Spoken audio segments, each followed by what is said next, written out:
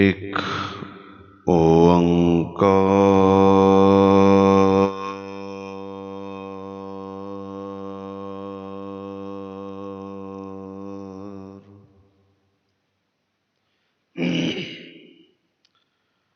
सतनाम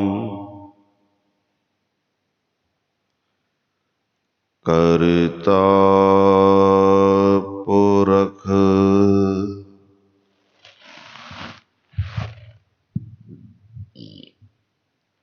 निरभौ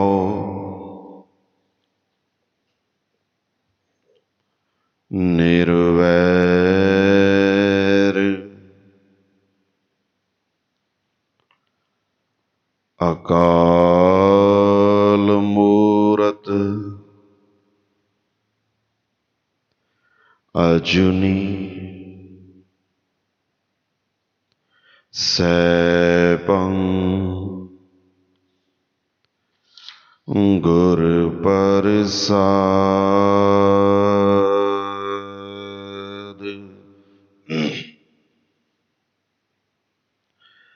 एकंकार सतगुरु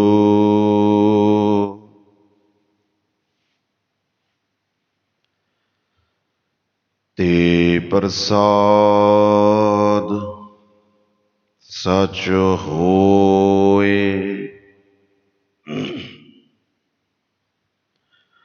वाहिगुरु जी की फतेह।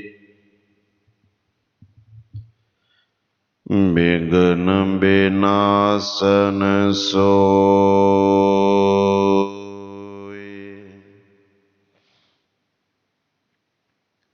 सतनाम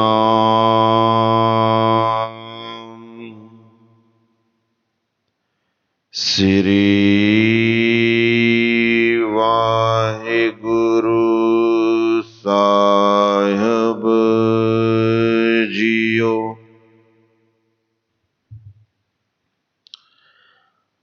किरपंत हरियं मत तत् ज्ञानं बग सिद्ध्या बुद्धा कुशलथानं। किरपंत हरियं मत तत् ज्ञानं बग सिद्ध्या बुद्धा कुशलथानं। वस्यंतरिक्षं त्यागमानं शीतलंतरिद्यं दृढ़ संत ज्ञानं। अरहंत जन्मं हर दर्श लीना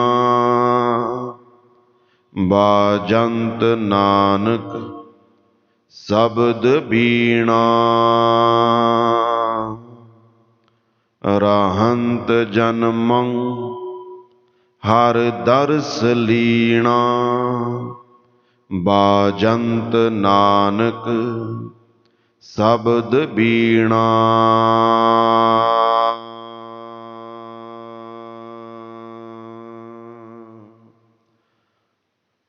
वाहिगुरु जी का खालसा वाहिगुरु जी की फतेह।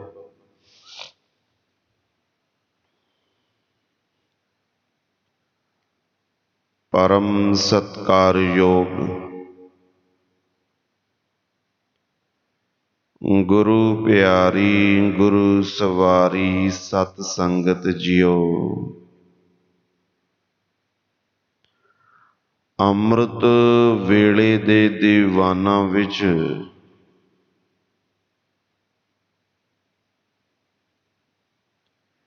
ਗੁਰੂ ਗੋਦ ਦਾ ਆਨੰਦ ਮਾਣਦੇ ਹੋਇਆਂ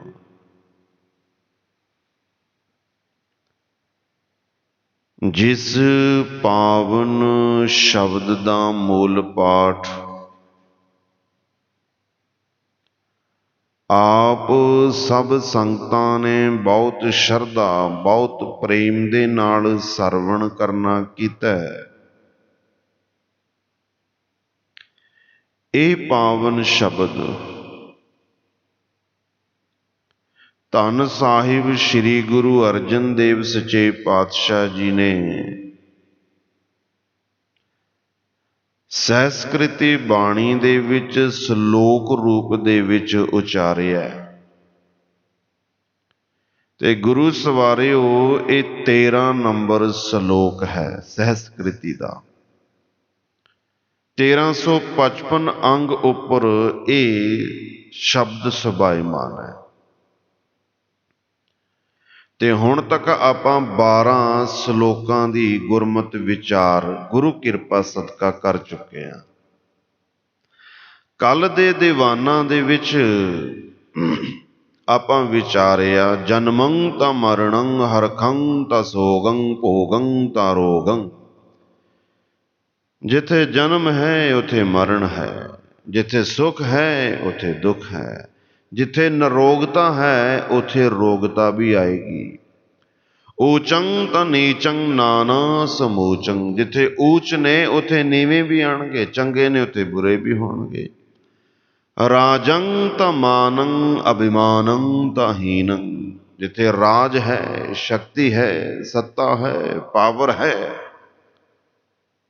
ਅਗਰ ਧਰਮ ਨਹੀਂ ਹੈਗਾ ਤਾਂ ਫਿਰ ਉੱਥੇ ਅਭਿਮਾਨ ਜ਼ਰੂਰ ਆ ਜਾਏਗਾ। ਇਹ ਆਪਾਂ ਵਿਚਾਰਿਆ ਤੇ ਸਤਿਗੁਰ ਸੱਚੇ ਪਾਤਸ਼ਾਹ ਅੱਜ ਦੇ ਦੀਵਾਨਾਂ ਵਿੱਚ ਕਿਰਪੰਤ ਹਰਿਯੰ ਮਤ ਤਤ ਗਿਆਨੰ।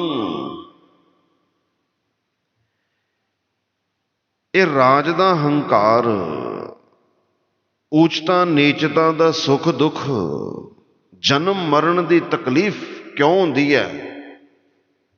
ਕਿਉਂਕਿ ਕਿਰਪੰਤ ਹਰਿਯੰ ਪਰਮਾਤਮਾ ਦੀ ਕਿਰਪਾ ਨਹੀਂ ਹੋਈ ਤੇ ਤਤ ਦਾ ਗਿਆਨ ਸਾਨੂੰ ਬਖਸ਼ਿਸ਼ ਨਹੀਂ ਹੋਇਆ। ਜਦੋਂ ਤੱਕ ਬੁੱਧੀ ਦੇ ਵਿੱਚ ਸੰਸਾਰ ਹੈ ਤਾਂ ਜਨਮ ਮਰਨ ਰਹੇਗਾ। ਇਹ ਸਿਧਾਂਤ ਹੈ। ਜਦੋਂ ਤੱਕ ਬੁੱਧੀ ਦੇ ਵਿੱਚ ਸੰਸਾਰ ਹੈ, ਭਾਵੇਂ ਕਿਸੇ ਵੀ ਤਰੀਕੇ ਹੈ, ਪਰਿਵਾਰਕ, ਪਦਾਰਥ ਤੇ ਪਦਵੀਆਂ, ਤਾਂ ਜਨਮ ਮਰਨ ਰਹੇਗਾ। ਮਤਲਬ ਪਰਿਵਾਰ ਦੇ ਵਿੱਚ ਮਨ ਜੁੜਿਆ ਪਿਆ ਕਿਸੇ ਵੀ ਕਾਰਨ ਕਰਕੇ, ਪਦਾਰਥਾਂ ਦੇ ਵਿੱਚ ਮਨ ਜੁੜਿਆ ਕਿਸੇ ਵੀ ਕਰਕੇ, ਸੰਸਾਰ ਦੀਆਂ ਪੱਤ ਪ੍ਰਤਿਸ਼ਠਾ ਚੌਧਰਾਂ 'ਚ ਮਨ ਜੁੜਿਆ ਕਿਸੇ ਵੀ ਕਰਕੇ, ਤਾਂ ਜਨਮ ਮਰਨ ਹੋਏਗਾ। ਇਹੀ ਬੁੱਧੀ ਵਿੱਚ ਜਦੋਂ ਬ੍ਰਹਮ ਦੇ ਵਿਸ਼ੇਸ਼ਣ ਆ ਜਾਂਦੇ ਆ ਤਾਂ ਗੁਰੂ ਪਿਆਰੀ ਸਾਧ ਸੰਗਤ ਜੀ ਉਹ ਬੁੱਧੀ ਮੁਕਤ ਹੋ ਜਾਂਦੀ ਹੈ। ਨਾ ਤਾਂ ਸਰੀਰ ਮੁਕਤ ਹੁੰਦਾ, ਸਰੀਰ ਮੁਕਤ ਨਹੀਂ ਹੁੰਦਾ, ਕਿਉਂਕਿ ਸਰੀਰ ਬਣਦਾ ਹੈ ਤੇ ਬਿਨਸਦਾ ਹੈ, ਮੁਕਤ ਨਹੀਂ ਹੁੰਦਾ। 5 ਤੱਤਾਂ ਦਾ ਬਣਿਆ, ਟਾਈਮ ਖਤਮ, ਅੱਗ ਦੇ ਵਿੱਚ ਜਲ ਦਿੱਤਾ, ਮਿੱਟੀ 'ਚ ਮਿੱਟੀ, ਹਵਾ 'ਚ ਹਵਾ, ਪਾਣੀ 'ਚ ਪਾਣੀ, ਅੱਗ 'ਚ ਅੱਗ, ਆਕਾਸ਼ 'ਚ ਆਕਾਸ਼, ਖਾਲੀ ਹਿੱਸਾ ਰਲ ਗਿਆ, ਮੁਕਤ ਨਹੀਂ ਹੁੰਦਾ। ਤੇ ਜਿਹੜਾ ਜੀਵ ਆਤਮਾ ਹੈ ਉਹ ਆਲਰੇਡੀ ਜਨਮ ਮਰਨ ਤੋਂ ਪਰੇ ਹੈ, ਮੁਕਤ ਹੈ। ਜੀਵ ਆਤਮਾ ਜਨਮ ਮਰਨ ਤੋਂ ਪਰੇ ਹੈ, ਮੁਕਤ ਹੈ। ਬੁੱਧੀ ਨੇ ਹੀ ਸੰਸਾਰ ਦੇ ਵਿੱਚ ਭ੍ਰਮਣਾ ਹੈ, ਬੁੱਧੀ ਨੇ ਹੀ ਮੁਕਤ ਹੋਣਾ। ਮਨ ਨੇ ਹੀ ਭਟਕਣਾ ਹੈ ਤੇ ਮਨ ਨੇ ਹੀ ਮੁਕਤ ਹੋਣਾ। ਤੇ ਕਦੋਂ ਤੱਕ ਨਹੀਂ ਇਹ ਮੁਕਤ ਹੁੰਦਾ ਹੈ? ਕਿਰਪੰਤ ਹਰਿਯੰ।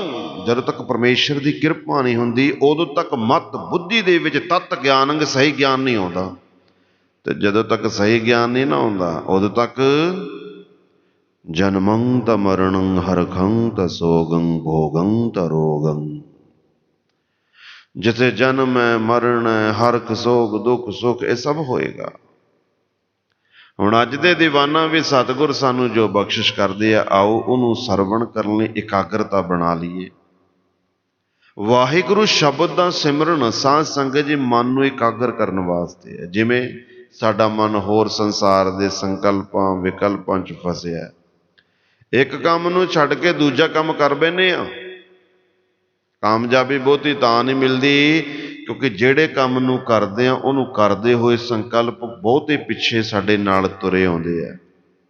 ਸਰੀਰ ਦੇ ਦਿੱਤਾ, ਧਿਆਨ ਨਹੀਂ ਦਿੱਤਾ।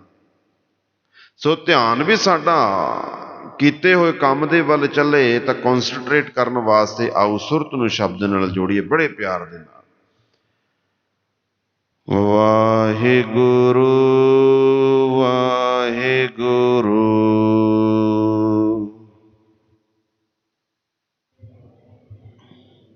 ਵਾਹਿਗੁਰੂ ਵਾਹਿਗੁਰੂ। ਜਪੋ ਜੀ ਸਾਰੇ।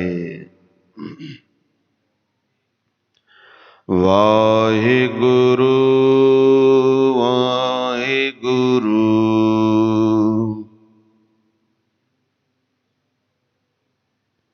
ਵਾਹਿਗੁਰੂ ਵਾਹਿਗੁਰੂ ਵਾਹਿਗੁਰੂ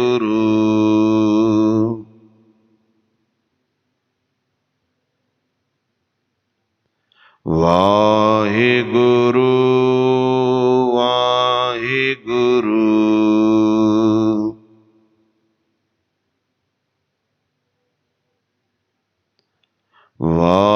ਵਾਹਿਗੁਰੂ ਵਾਹਿਗੁਰੂ।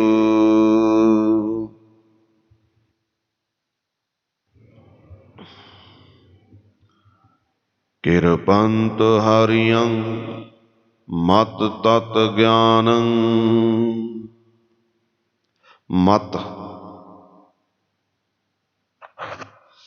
ਇਸ ਸੰਸਾਰ ਦੇ ਵਿੱਚ ਜੋ ਵੀ ਕੁਝ ਹੋ ਰਿਹਾ ਹੈ ਉਹ ਮਤ ਕਰਕੇ ਹੋ ਰਿਹਾ, ਸੋਚ ਕਰਕੇ ਹੋ ਰਿਹਾ।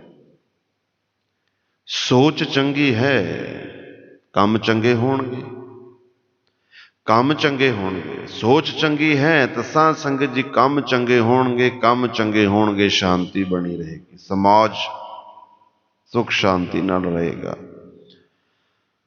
ਅਗਰ ਸੋਚ ਚੰਗੀ ਨਹੀਂ ਹੈਗੀ ਤਾਂ ਫਿਰ ਮਨੁੱਖ ਕੰਮ ਵੀ ਮਾੜੇ ਹੀ ਕਰੇਗਾ। ਜਦੋਂ ਕੰਮ ਮਾੜੇ ਕਰੇਗਾ ਤੇ ਸਮਾਜ ਦੇ ਵਿੱਚ ਦੁੱਖ ਤਕਲੀਫ ਫਿਕਰ ਚਿੰਤਾ ਜ਼ਰੂਰ ਆਏਗੀ, ਸਿਸਟਮ ਕਰਪਟ ਹੋ ਜਾਏਗਾ।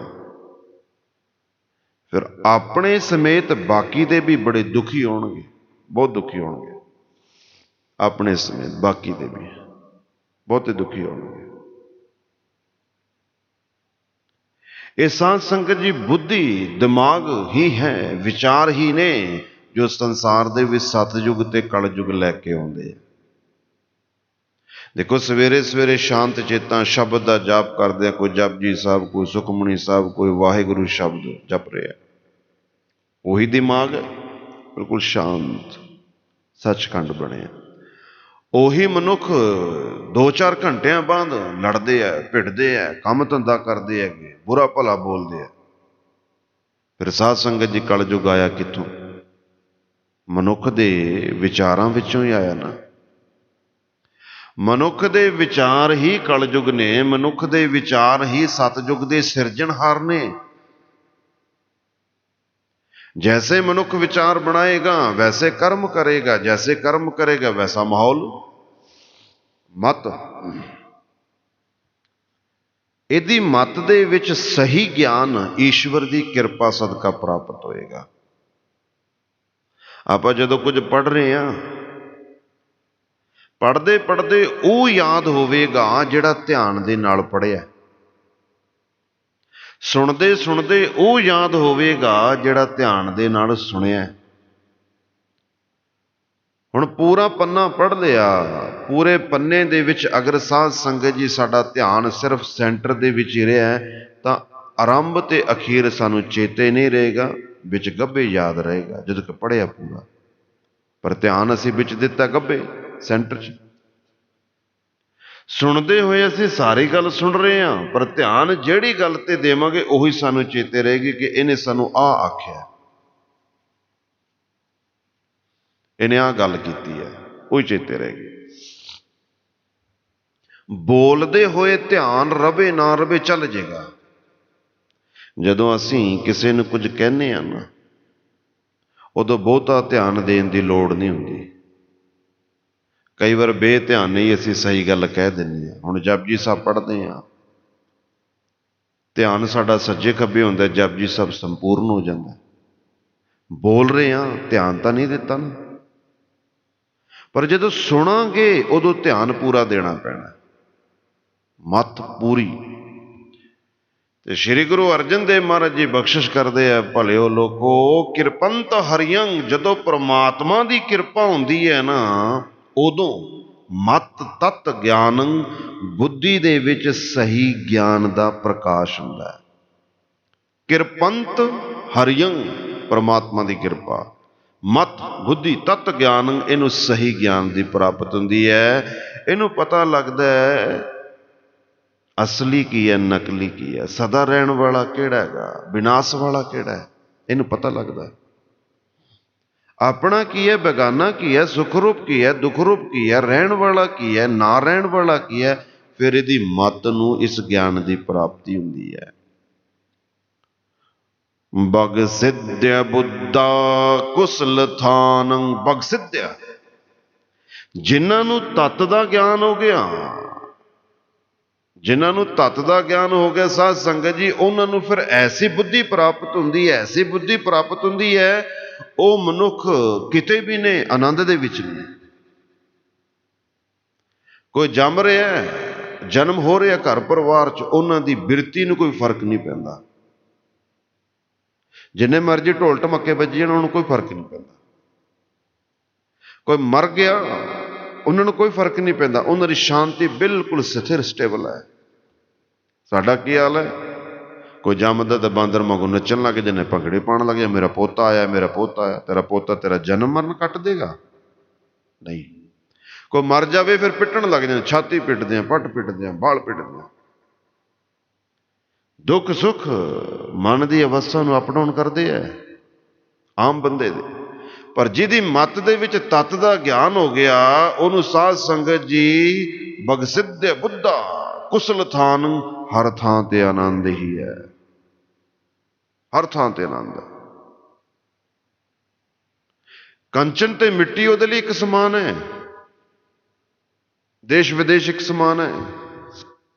ਜਿਹਨੂੰ ਆਪਣੇ ਘਰ ਦੇ ਵਿੱਚ ਸ਼ਾਂਤੀ ਨਹੀਂ ਮਿਲਦੀ, ਉਹਨੂੰ ਗੁਰਦੁਆਰੇ ਕਿਵੇਂ ਮਿਲ ਜਾਏਗੀ? ਮਤਲਬ ਘਰ ਕੀ ਹੈ? ਹਿਰਦਾ।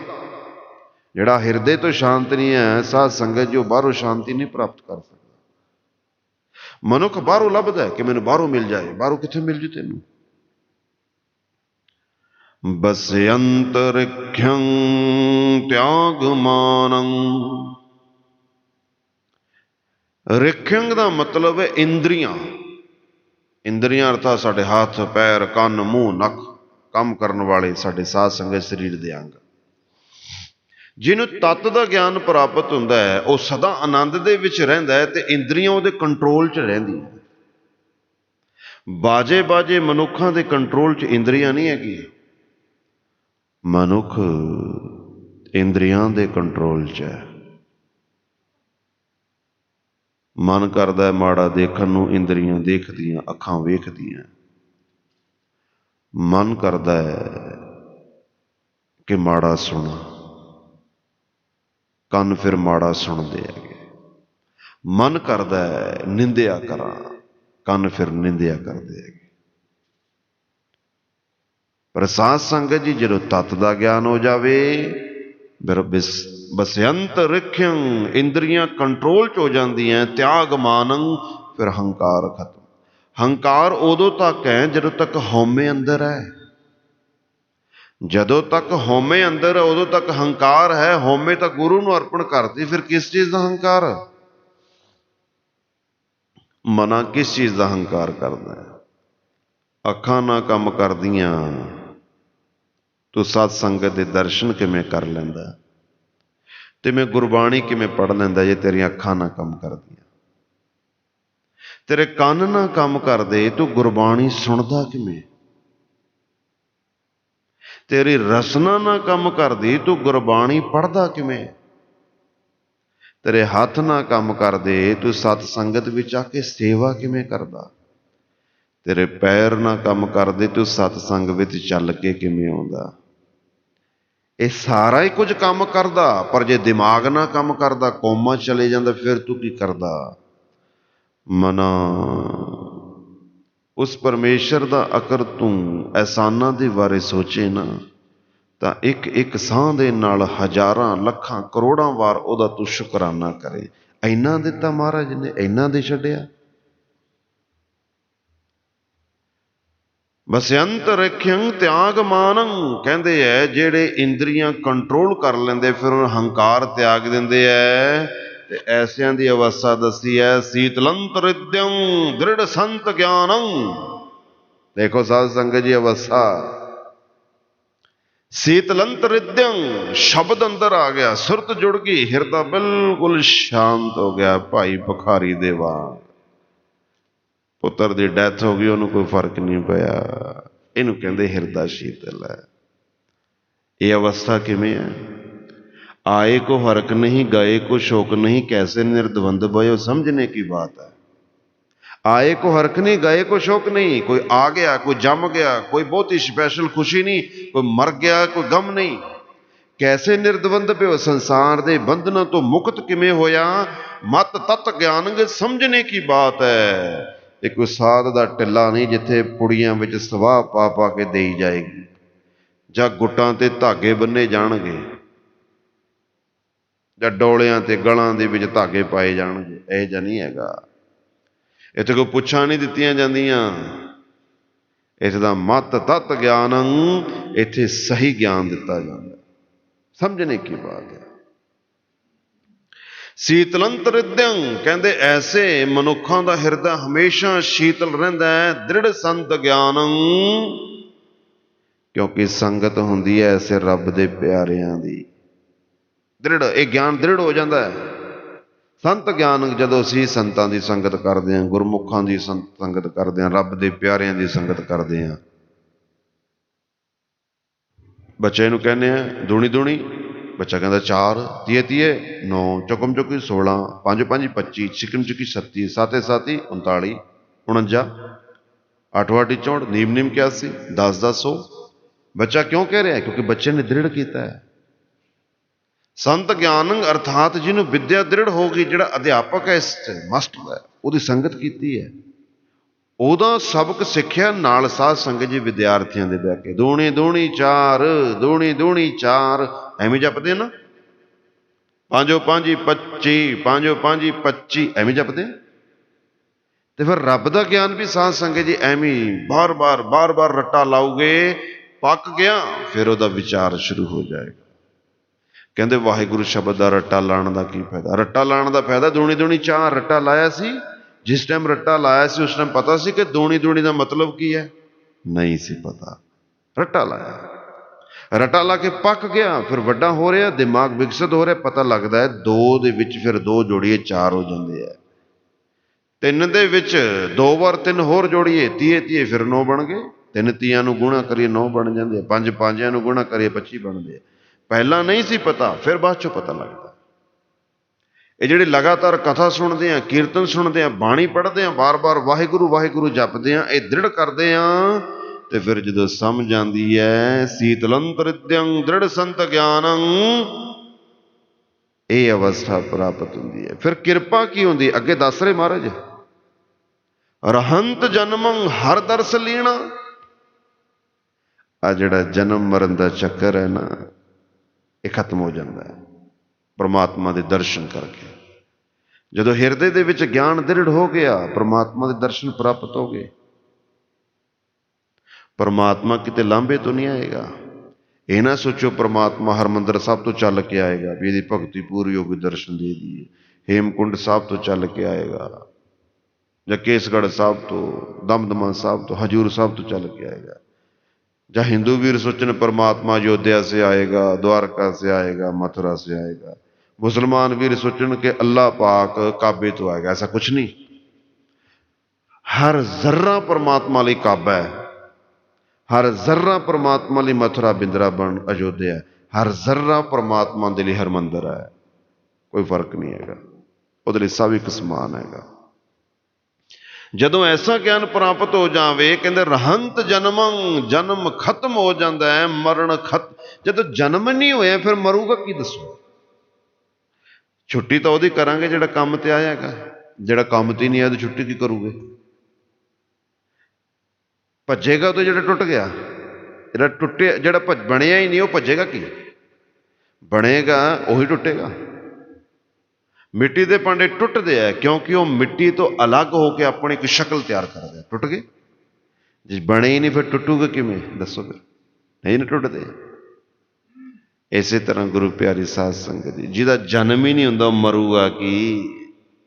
ਰਹੰਤ ਜਨਮੰ ਹਰ ਦਰਸ ਲੀਣਾ, ਕਹਿੰਦੇ ਐਸਿਆਂ ਦਾ ਜਨਮ ਮਰਨ ਖਤਮ ਹੋ ਜਾਂਦਾ ਹੈ ਕਿਉਂਕਿ ਹਮੇਸ਼ਾ ਹੀ ਪ੍ਰਮਾਤਮਾ ਦੇ ਦਰਸ਼ਨਾਂ ਦੇ ਵਿੱਚ ਸ਼ਬਦ ਨਾਲ ਸੁਰਤ ਜੋੜੀ ਹੈ। ਬਾਜੰਤ ਨਾਨਕ ਸ਼ਬਦ ਬੀਣਾ, ਬੀਣਾ, ਬੀਣਾ ਦਾ ਮਤਲਬ ਕਿ ਕੋਈ ਧੁੰਦ ਵੀ ਵੱਜਦੀ ਹੈ, ਕੋਈ ਬੈਂਡ ਬਾਜੇ ਵੱਜਦੇ ਆ, ਨਹੀਂ। ਬੀਣਾ ਦਾ ਮਤਲਬ ਗੁਰੂ ਪਿਆਰੀ ਸਾਧ ਸੰਗਤ ਜੀ ਉਹ ਆਨੰਦ। ਬਾਜੰਤ ਨਾਨਕ ਸ਼ਬਦ ਬੀਣਾ, ਸ਼ਬਦ ਬੀਣਾ ਦਾ ਮਤਲਬ ਕੀ ਹੈ, ਸਿਰ ਤੇ ਆਰਾ ਚੱਲਦਾ ਪਿਆ ਪਰ ਫਿਰ ਵੀ ਆਨੰਦ ਹੀ ਹੈ। ਸਿਰ ਤੇ ਆਰਾ ਚੱਲਦਾ ਪਿਆ ਪਰ ਫਿਰ ਵੀ ਜਪਜੀ ਸਾਹਿਬ ਪੜਿਆ ਜਾ ਰਿਹਾ, ਇਹਨੂੰ ਕਹਿੰਦੇ ਬਾਜੰਤ ਬੀਣਾ। ਕਿ ਹੋਰ ਬੀਣਾ ਬੂਣਾ ਦੇ ਚੱਕਰਾਂ 'ਚ ਨਾ ਪਿਆ ਜੇ, ਬੜੇ ਤੁਹਾਨੂੰ ਫਸਾ ਦੇਣਗੇ। ਦਸਮ ਦਵਾਰ ਹੈ, ਉੱਥੇ ਬੀਣਾ ਵੱਜਦੀਆਂ, ਉੱਥੇ ਅਲਗੋਜੇ ਵੱਜਦੇ ਆ, ਬਲਾਣਾ ਤੇ ਕੜਾ ਵੱਜਦਾ, ਇਹ ਚੱਕਰ 'ਚ ਨਾ ਪਿਓ। ਸਾਨੂੰ ਅਵਸਥਾ ਚਾਹੀਦੀ ਹੈ ਬਾਬਾ ਬਿਧੀ ਚੰਦ ਵਰਗੀ, ਬਾਬਾ ਦੀਪ ਸਿੰਘ ਵਰਗੀ, ਬਾਬਾ ਬੁੱਢੇ ਵਰਗੀ, ਸਾਨੂੰ ਤਾਂ ਉਹ ਅਵਸਥਾ ਚਾਹੀਦੀ ਹੈ। ਮਤੀ ਦਾਸ ਸਤੀ ਦਾਸ ਵਰਗੀ ਚਾਹੀਦੀ, ਭਾਈ ਭਿਖਾਰੀ ਵਰਗੀ ਚਾਹੀਦੀ, ਭਾਈ ਮੰਝ ਵਰਗੀ, ਭਾਈ ਭਗਤੂ ਬਹਿਲੋ ਬੌੜੋ, ਇਹ ਅਵਸਥਾ ਚਾਹੀਦੀ ਸਾਨੂੰ।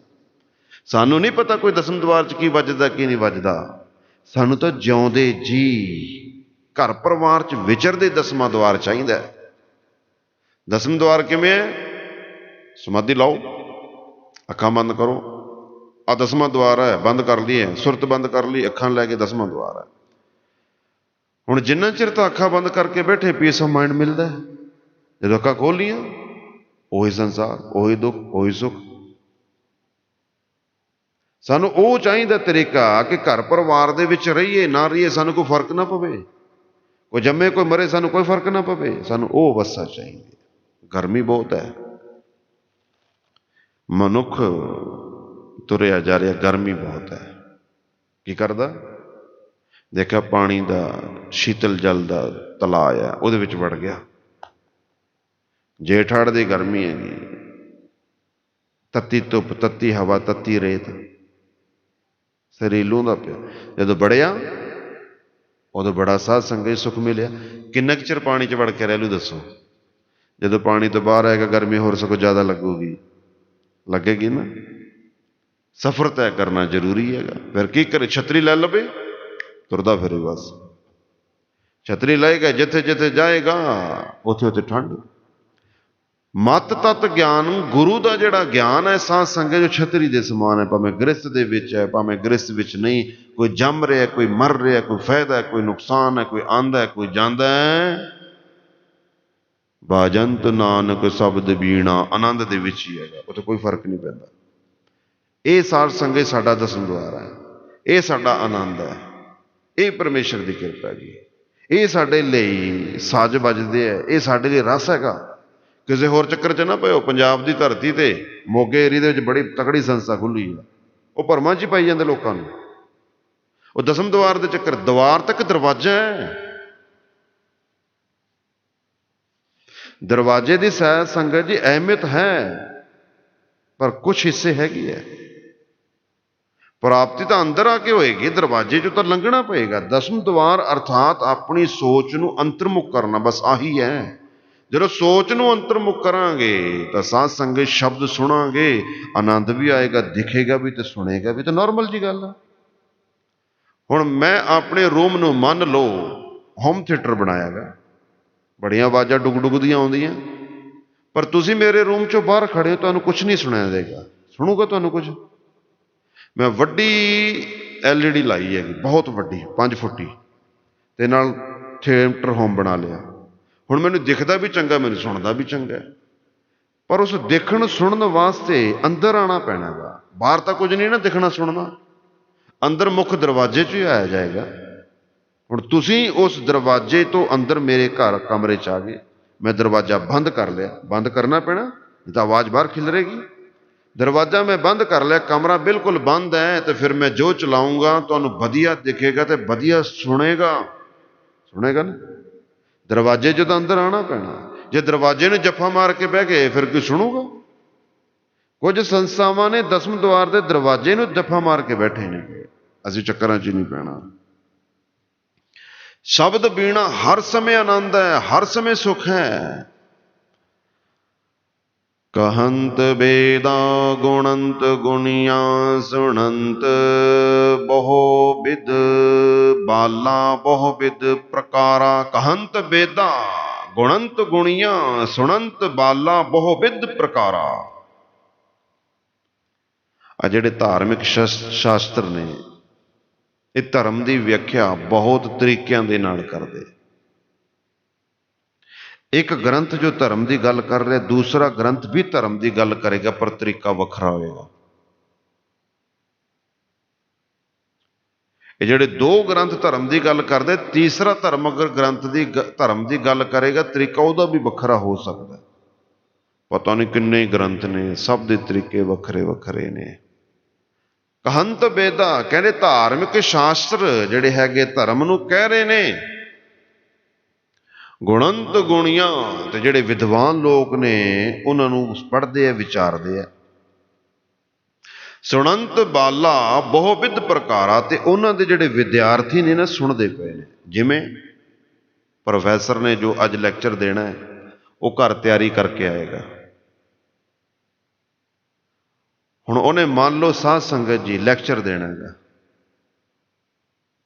पानी ते, वो पानी दे नाल रलदियां मिलदियां कई किताबां पढ़ेगा। पानी की विशेषता, पानी का सुभाव, पानी का नुकसान, पानी के फायदे वगैरह वगैरह इन्ना कुछ पढ़ के आएगा। पर इन्ने कुछ पढ़े इनू पौने घंटे दे विच ही सुना देगा। कहंत बेदां पढ़े ने उन्हें किताबां, गुणंत गुणियां फिर अगे सुना रहा है। सुनंत बाला बहु विद प्रकारा स्टूडेंट सुनते पे ने। एवें हुंदा श्री गुरु अर्जन देव महाराज अगे पता की बचन करते पे ने। दृढ़ंत सो विद्या हर हर कृपाला। कहते जेड़ी असली विद्या है ना दृढ़ परमात्मा के प्यार की, दृढ़ंत विद्या हर हर कृपाला। वो विद्या गुरु प्यारी साध संगत जी ओदे जीवन च दृढ़ होंदी है जिते ते प्रभु कृपाला परमात्मा कृपा करते हैं। कथा तो बहुत सुनते हैं, श्री हरमंदर साहब की, दुख निवारण साहब की, दिल्ली की, पता नहीं किन्ने गुरुद्वारे च कथा लाइव होंदी है बेहिसाब। कि सारी कथा सुन के करना की दसो, नॉलेज इकट्ठी करनी भी मैं इन्ना सुनता पिया। तेन एक तो शांति नहीं, तेन बहुतों तो भी नहीं आनी है। तेरे अंदर ही हरिमंदर है, उन्होंने देख तू, तेरे अंदर ही सारा कुछ जाएगा। सुनो, सुन के दृढ़ कितों होंदा है? वो दृढ़ करोगे हर हर कृपाला जी दे ते परमात्मा की कृपा हो जावे। नाम दान जाचंत नानक दैन हार गुर गोपाला। ये जिहड़ा धर्म दे ग्रंथ पढ़ते हैं ना, सनातन हिंदू मत में 4 वेद 4 उपवेद 6 शास्त्र 18 पुराण 72 उपपुराण 108 उपनिषदां, ये उन्होंने ब्रांडेड ग्रंथ ने ISI मार्का। तो सिख कौम का ISI मार्का की है? शब्द की है श्री गुरु ग्रंथ साहब जी की बाणी, उस तो बाहर तो कुछ नहीं है। मुसलमानों के की है? कुरान शरीफ, ईसाइयों की बाइबल, ये ग्रंथ ने ना। हर कौम दे विच विद्वान होंदे हैं। श्री गुरु ग्रंथ साहब जी की बाणी नूं कईयां ने पढ़िया, कई पढ़ के पैसा कमाने लई तुर पैंदे, पैसा कमाइए पैसा, कई इज्जत, कोई लोगों नूं मगर लाउंदे है, कोई अपनी विद्वानता दिखाउंदे है। इक्को बाणी नूं पढ़िया पर साध संगत जी काम वखरे वखरे ने गे। जिमें एक घमियार है, 4 पुत्र ने, उन्हें मिट्टी बना के सारे देती, 4 चक वखरे देते बनाओ। कोई कौली बना रहा है, कोई गिलास बना रहा है, कोई बाटी बना रहा है, कोई प्लेट बना रहा है। इक्को मिट्टी है ना, ਇੱਕੋ ਹੀ ਗਿਆਨ ਹੈ, ਪਰ ਉਹਨੂੰ ਸਾਧ ਸੰਗਤ ਜੀ ਪੜ੍ਹਨ ਵਾਲੇ ਆਪਣੀ ਰੁਚੀ ਦੇ ਅਨੁਸਾਰ ਵਰਤਦੇ ਵੱਖਰਾ ਵੱਖਰਾ। ਕੋਈ ਸਿਰਫ ਇਸ ਕਰਕੇ ਕਥਾ ਕਰਦਾ ਕਿ ਪੈਸਾ ਬਣ ਜਾਏ, ਕੋਈ ਕੇਵਲ ਇਸ ਕਰਕੇ ਕਥਾ ਕਰਦਾ ਕਿ ਮੇਰੇ ਡੇਰਾ ਬਣ ਜਾਏ, ਕੋਈ ਇਸ ਕਰਕੇ ਕਥਾ ਕਰਦਾ ਹੈ ਕਿ ਮੇਰੇ ਪਿੱਛੇ ਲੋਕ ਲੱਗਣ, ਮੈਨੂੰ ਮੱਥੇ ਟੇਕਣ। ਪਰ ਸਤਿਗੁਰੂ ਜੀ ਬਚਨ ਕਰਦੇ ਹੈ, ਇਹ ਜਿਹੜਾ ਪੜ੍ਹਿਆ ਨਾ ਬਹੁਵਿਧ ਪ੍ਰਕਾਰਾ, ਇਹ ਜਿਹੜਾ ਪੜ੍ਹਿਆ ਜੜੰਤ ਸੋ ਵਿਦਿਆ। ਸੁਵਿਦਿਆ ਦਾ ਮਤਲਬ ਹੈ ਪਰਮਾਤਮਾ ਦਾ ਜਿਹੜਾ ਗਿਆਨ ਹੈ ਦ੍ਰਿੜ, ਉਹਨੂੰ ਹੁੰਦਾ ਹਰ ਹਰ ਕਿਰਪਾਲਾ, ਜਿਹਦੇ ਤੇ ਪਰਮਾਤਮਾ ਦੀ ਕਿਰਪਾ ਹੋਵੇ। ਕਈ ਸਹਿਜ ਪਾਠ ਸਾਰੀ ਉਮਰ ਕਰਦੇ ਆ, ਸਹਿਜ ਪਾਠ ਸਾਰੀ ਉਮਰ ਕਰਦੇ ਆ, ਉਹਨਾਂ ਦੇ ਵਿੱਚ 90% ਲੋਕ ਸਹਿਜ ਪਾਠ ਕਰਦੇ ਆ ਕੇਵਲ ਸੰਸਾਰ ਦੀਆਂ ਇੱਛਾ ਵਾਸਤੇ, ਪਦਾਰਥ ਮਿਲ ਜਾਣ। ਜਦੋਂ ਇਹ ਖਤਮ ਹੋ ਜਾਂਦੀ ਫਿਰ ਇੱਛਾ ਹੁੰਦੀ ਕਿ ਲੋਕਾਂ ਨੂੰ ਪਤਾ ਲੱਗੇ ਮੈਂ ਸਹਿਜ ਪਾਠ ਕਰਦਾ ਪਿਆ। ਸਹਿਜ ਪਾਠ ਕਰਨਾ ਬੜੀ ਚੰਗੀ ਗੱਲ ਹੈ, ਬਹੁਤ ਚੰਗੀ ਗੱਲ ਹੈ, ਬਹੁਤ ਜ਼ਿਆਦਾ ਚੰਗੀ ਗੱਲ ਹੈ, ਪਰ ਇੱਛਾ ਕੀ ਰੱਖੀ ਹੈ ਇਹ ਡਿਪੈਂਡ ਕਰਦਾ ਹੈ। ਇੱਛਾ ਹੋਣੀ ਚਾਹੀਦੀ ਹੈ, ਜਿਵੇਂ ਜੀਣ ਦੇ ਵਾਸਤੇ ਸਵਾਸਾਂ ਦੀ ਲੋੜ ਹੈ ਨਾ, ਜੀਵਨ ਦੇ ਵਾਸਤੇ ਸਵਾਸਾਂ ਦੀ ਲੋੜ ਹੈ, ਜੀਵਨ ਸਫਲ ਕਰਨ ਵਾਸਤੇ ਸਹਿਜ ਪਾਠ ਦੀ ਲੋੜ ਹੈ। ਇਹ ਸੋਚੋਗੇ ਮੈਂ ਲੋਕਾਂ ਵਾਸਤੇ ਨਹੀਂ ਕਰਦਾ, ਮੈਂ ਤਾਂ ਗੁਰੂ ਦੀ ਕਿਰਪਾ, ਗੁਰੂ ਦੇ ਖੁਸ਼ੀ ਵਾਸਤੇ ਕਰਦਾ ਪਿਆ, ਆਪਣੇ ਵਾਸਤੇ ਕਰਦਾ ਪਿਆ। ਤੇ ਜਿਨ੍ਹਾਂ ਤੇ ਪ੍ਰਮਾਤਮਾ ਦੀ ਕਿਰਪਾ ਹੁੰਦੀ ਹੈ, ਨਾਮ ਦਾਨ ਜਾਂ ਚੰਦ ਨਾਨਕ ਦੈਨ ਹਾਰ ਗੁਰ ਗੋਪਾਲਾ, ਤੇ ਫਿਰ ਉਹ ਪ੍ਰਮਾਤਮਾ ਤੋਂ ਵਿਸਰ ਨਾਹੀ ਦਾਤਾਰ ਆਪਣਾ ਨਾਮ ਦਿਓ। ਉਹ ਮੰਗਦੇ ਮਹਾਰਾਜ ਤੋਂ ਕਿ ਸਾਨੂੰ ਆਪਣਾ ਨਾਮ ਦੇ ਮਹਾਰਾਜ, ਵਿਸਰ ਨਾਹੀ ਦਾਤਾਰ ਆਪਣਾ ਨਾਮ ਦਿਓ। ਮਹਾਰਾਜ ਸਾਨੂੰ ਆਪਣਾ ਨਾਮ ਦਿਓ, ਅਸੀਂ ਤੁਹਾਡਾ ਨਾਮ ਜਪ ਸਕੀਏ, ਬੰਦਗੀ ਕਰ ਸਕੀਏ, ਈਸ਼ਵਰ ਚਿੰਤਨ ਕਰ ਸਕੀਏ, ਤੇਰੇ ਨਾਲ ਸੁਰਤ ਜੋੜ ਸਕੀਏ। ਅਸੀਂ ਤੈਨੂੰ ਜਾਪੀਏ ਕਿਵੇਂ? ਇੱਕ ਦੂੰ ਜੀ ਭੋਂ ਲੱਖ ਹੋਵੇ, ਲੱਖ ਹੋਵੇ ਲੱਖ 20। ਨਹੀਂ ਮਹਾਰਾਜ, ਲੱਖਾਂ ਨਾਲ ਵੀ ਨਹੀਂ ਗੱਲ ਬਣਦੀ। ਫਿਰ ਕੀ? ਗੁਰਮੁਖ ਰੋਮ ਰੋਮ ਹਰ ਧਿਆਵੈ, ਮੇਰੇ ਹਰ ਰੋਮ ਨੂੰ ਰਸਨਾ ਬਣਾ ਦੇ। ਇਹ ਮੰਗਦੇ ਮਾਰੇ ਤੋਂ। ਅਗਲਾ ਸਾਧ ਸੰਗਤ ਜੀ ਸ਼ਲੋਕ ਹੈਗਾ, ਨਹਿ ਚਿੰਤਾ ਮਾਤ ਪਿਤ ਪ੍ਰਾਤੈ, ਨਹਿ ਚਿੰਤਾ ਕਛ ਲੋਕ ਕਹਿ। ਮਾਂ ਪਿਓ ਦਾ ਫਿਕਰ ਕਰਦਾ ਪਿਆ, ਭੈਣ ਭਰਾ ਦਾ ਫਿਕਰ ਕਰਦਾ ਪਿਆਗਾ, ਲੋਕ ਪਰਲੋਕ ਦਾ ਫਿਕਰ ਕਰ ਰਿਹਾ ਤੂੰ। ਨਹਿ ਚਿੰਤਾ ਬਾਣੀ ਤਾਂ ਸੁਤ ਮੀਤੈ, ਪਰਵਿਰਤ ਮਾਇਆ ਜਨ ਬੰਧਨੈ। ਇਸਤਰੀ ਦਾ ਫਿਕਰ ਹੈ, ਬੱਚੇ ਦਾ ਫਿਕਰ ਹੈ, ਸੰਸਾਰ ਦੇ ਕੰਮਾਂ ਕਾਰਾਂ ਦਾ ਫਿਕਰ ਹੈ।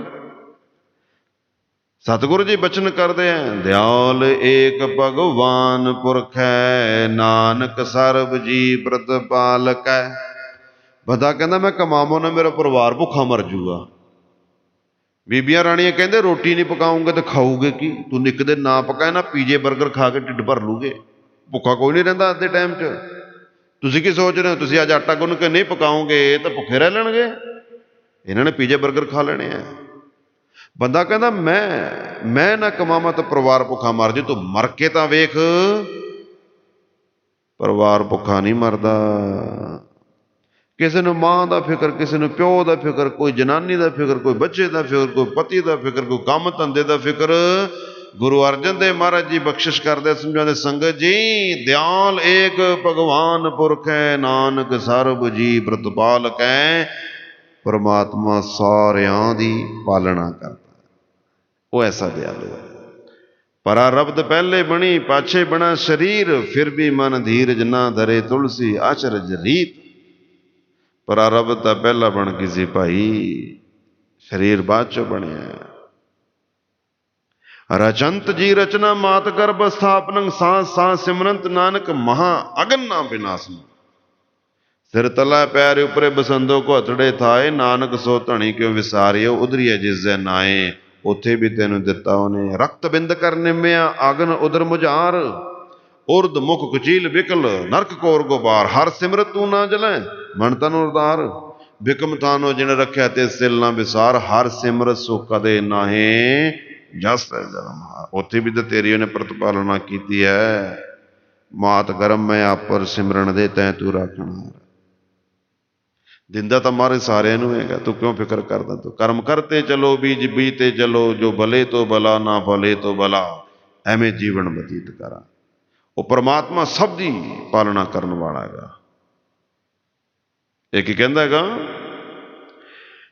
नह चिंता मात पित भ्रातै, नह चिंता कछ लोक कह, नह चिंता बनिता सुत मीतै, प्रवृत्त माया संबंधन है।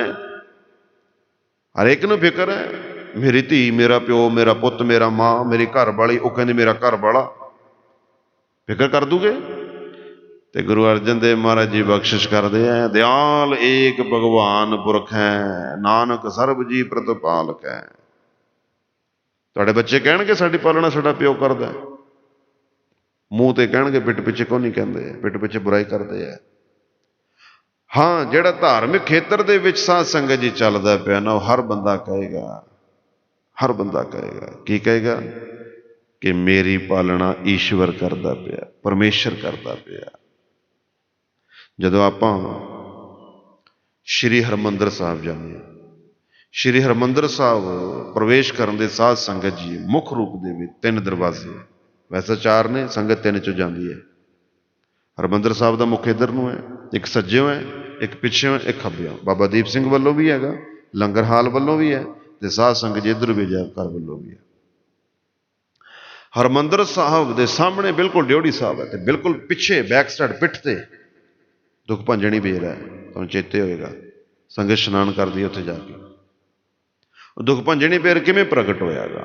उत्थे एक कोड़ी ने इशनान किया, वो शरीर उहदा कुंदन वर्गा हो गया, कंचन वर्गा हो गया।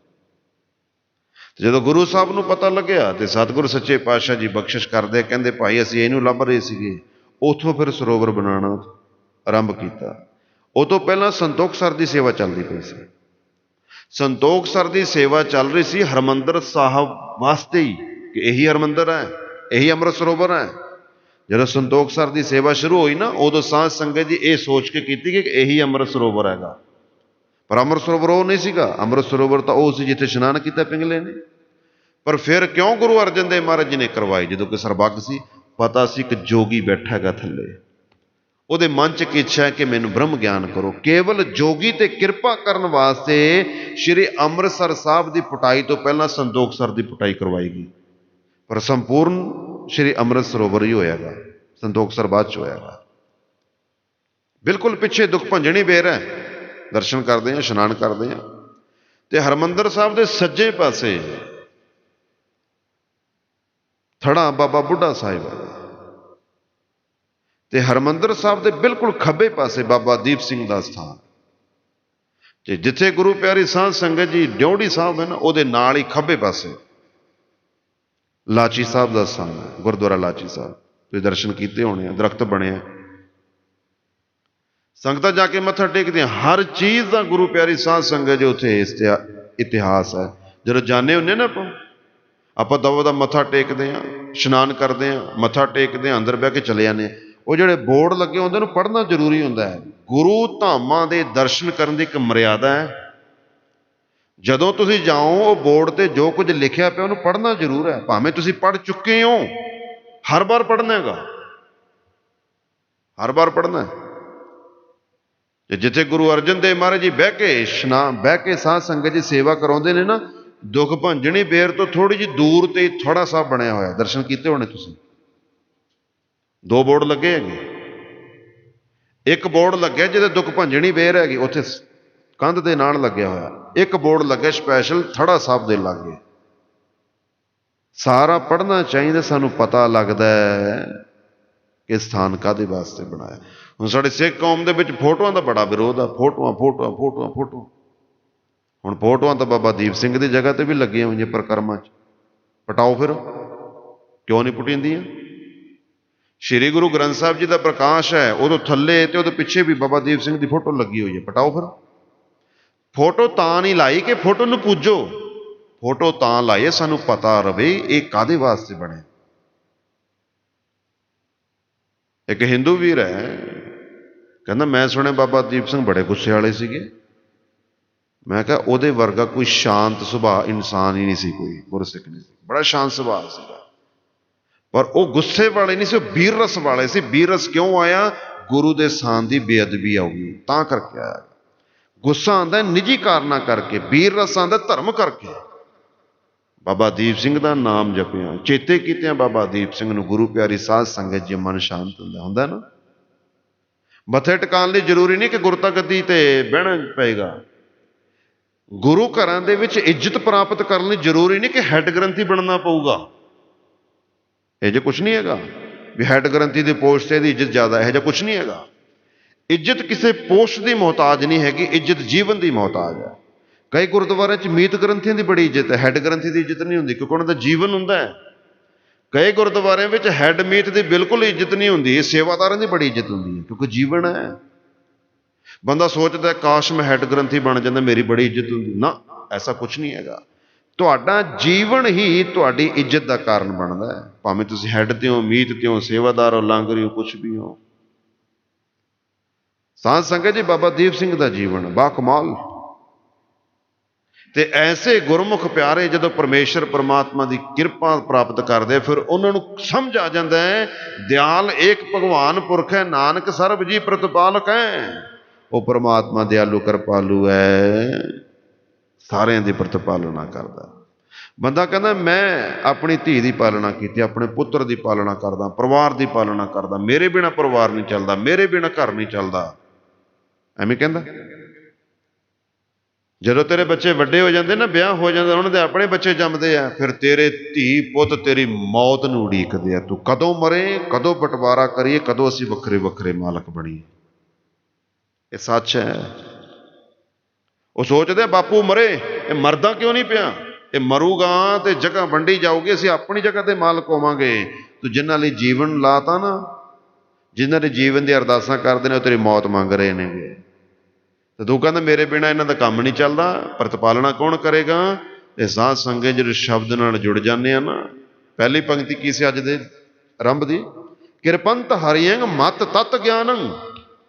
जिहड़े तो परमात्मा की किरपा हो जाए, उहदी मत दे विच असली ज्ञान आंदा। असली ज्ञान की आंदा है, दयाल एक पुरख भगवान है, नानक सर्ब जी प्रतिपालक है। वो परमात्मा दयालु कृपालु सब की प्रतिपालना करता है।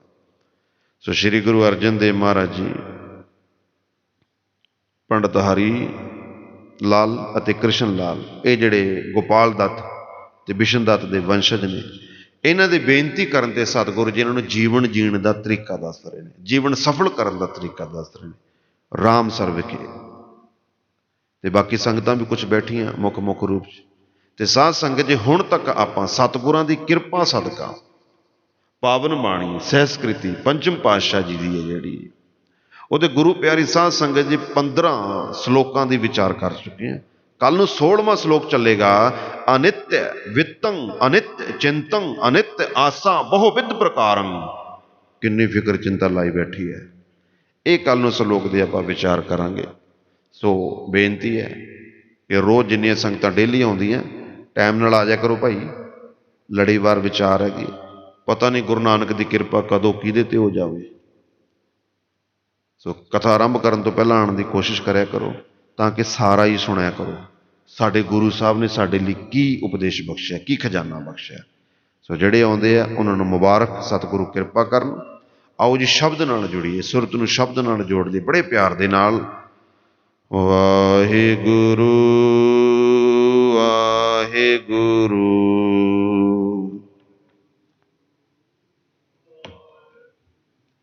ਵਾਹਿਗੁਰੂ ਵਾਹਿਗੁਰੂ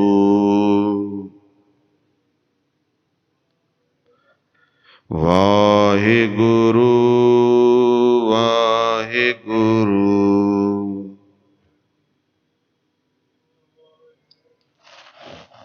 ਵਾਹਿਗੁਰੂ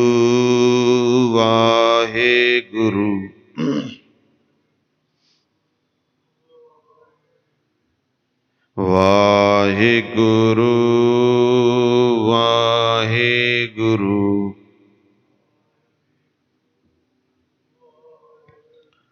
ਵਾਹਿਗੁਰੂ ਵਾਹਿਗੁਰੂ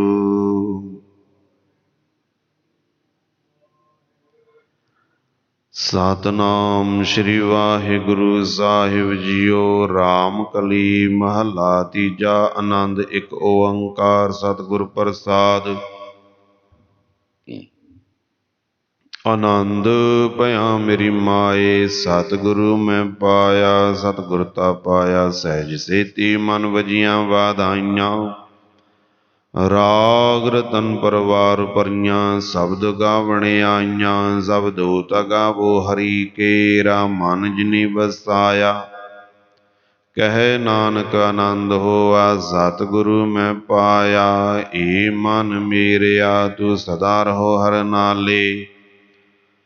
हर नाल रहो तू मन मेरे, दुख सब विसारना। अंगीकार हो करे तेरा कारज सब सवारना।